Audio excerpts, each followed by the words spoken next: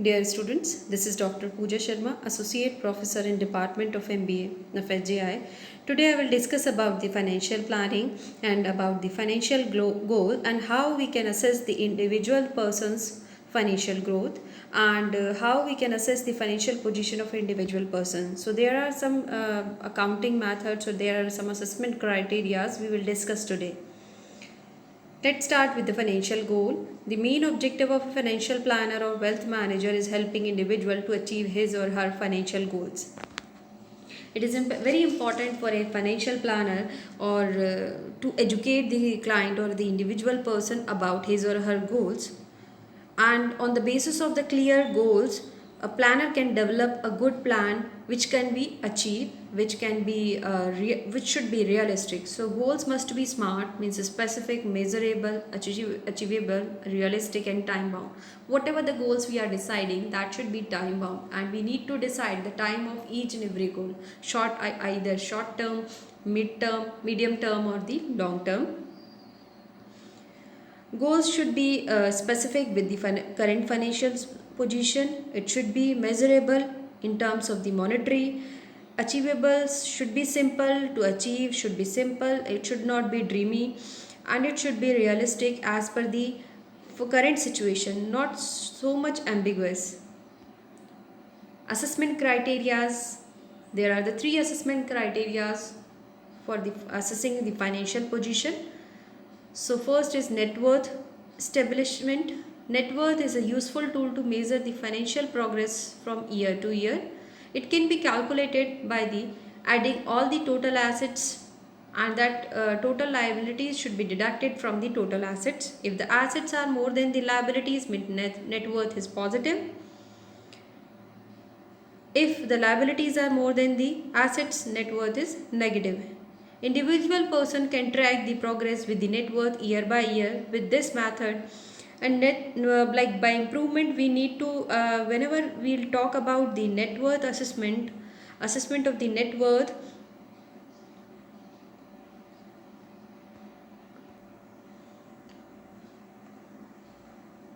When we'll talk about the assessment of the net worth, this may include a home, a car, some cash in hand, money invested in various plans, anything else you own of value.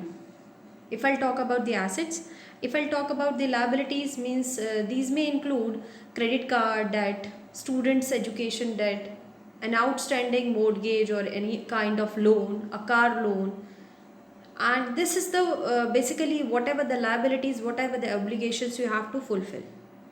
So here we'll just see we'll add all the assets and all the liabilities. On the basis of that we can calculate the net worth. Second, cash inflows and cash outflows. Here we'll compare the income versus the spendings. So there may be three situations. Income exceeds expenditure. It is a positive symbol, it sounds positive. Positive saving means here positive saving planner should have advised client to improve their savings, and it means a person can save the money for the future expense purpose very easily.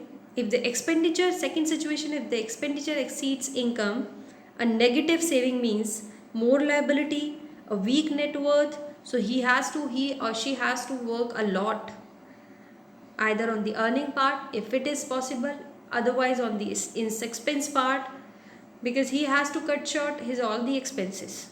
Third situation, break even income and expenses. A surplus net cash flows should be divided in different portions. Each portion should serve a purpose, and whatever the break even point helps to know whatever the income person is earning, that is expensed by him or her. And it may be possible that he can plan if the further he will work out and he will increase his earning, so that will give the more part of he can contribute in more part in the saving.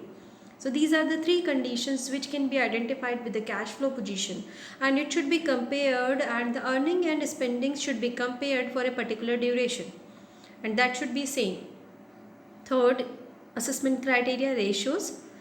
Here we can use some ratios to calculate the financial position.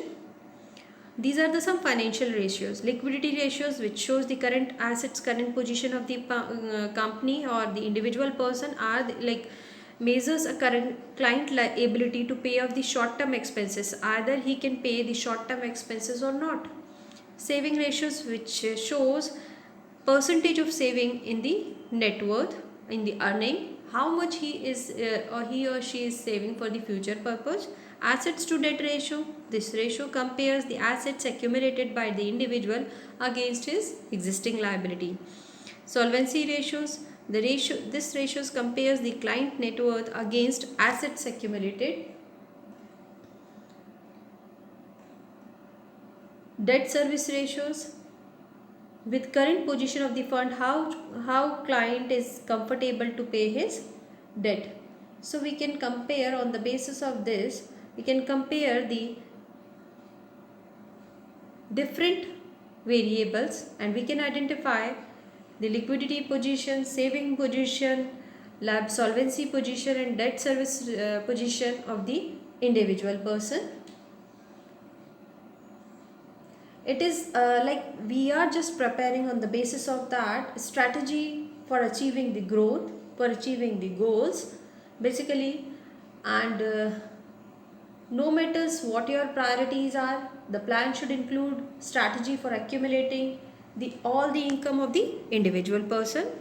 Now here I'll talk about the financial goals. What can be the financial goal for an individual, or financial goal for an average or common individual person would be payment of credit cards, settlement of house loan, settlement of car loan, children education or other related expenses, lifestyle or financial independence. So these kind of expenses an individual person has to bear, has to include in the financial.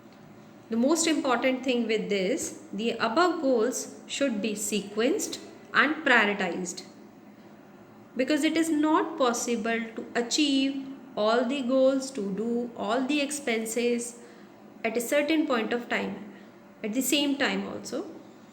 So in short term, you need to see if the credit card loans are there, you need to fulfill that first. You should give the priority to that, because the interest rate bears on that is very high.